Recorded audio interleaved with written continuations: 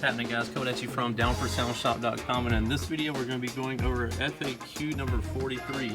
But first, alright, so we're going to hop right into this. You know how we do it, you ask the questions and I give you the answers if I know them. I don't always know them, and there's going to be a prime example of that in this video.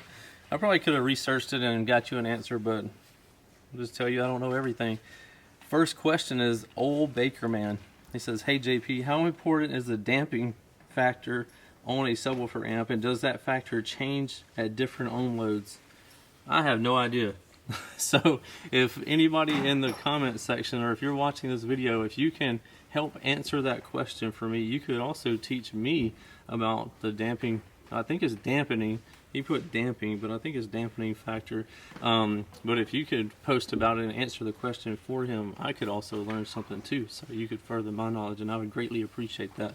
So we're going to move on to the second question, which is from PK646-EP91. No idea what that means. Hey JP, love the videos. Keep up the great work. I'm considering getting two 320 amp MacMan alternators and running them in parallel. I also want an excess power SB 534 supercat bank. I'm assuming he's going to put that under the hood. And a JP40 lithium battery. He's going to put that in the back.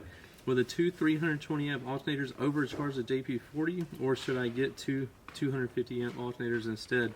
No, they will not overcharge the JP40. They're only going to put out, actually the more power, the more alternator power you have, the better performance out of the JP40, so you'll be perfectly fine with the 320s on that. Moving on to the next question is from JXKE. Do you have any plans to sell head units or produce your own?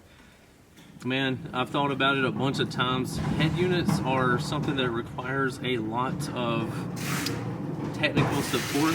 They make a lot of questions come about. So, not at this time. I'm going to say on either one of those.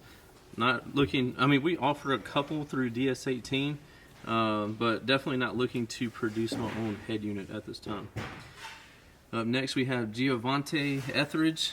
Says, can one MacMan 400 amp alternator be enough to charge one excess power D3100 and four LTO 6.0s? The answer is yes. It will do perfectly fine with that, and you get some great performance out of that setup you got there. Alright, last but not least, we have Joker75. He says, hey JP, do you know when you will be getting the JP84 back in stock? Looking to pick one up as soon as they're available. We're hoping to have those towards the end of March.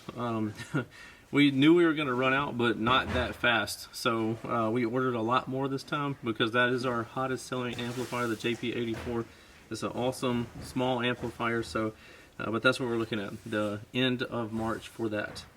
I mean, that's going to wrap up Frequently Asked Questions segment 43. If you have any questions for me, ask them in the comment section below, and I'll try to get them answered for you.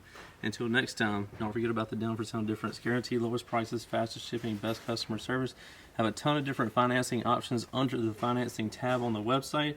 And if you need anything, you can give us a call as well, 702-701-9800. 9800. See you in the next one. What's happening, guys? If y'all enjoyed all the hot content that you saw in that video, be sure to follow me on YouTube, Facebook, TikTok, Instagram under the Life of Price, and also Down for Sound Shop on Facebook and Instagram, and don't forget Snapchat. I'm JPD4S on there, so be sure to check me out there. We'll see you in the next one. Later.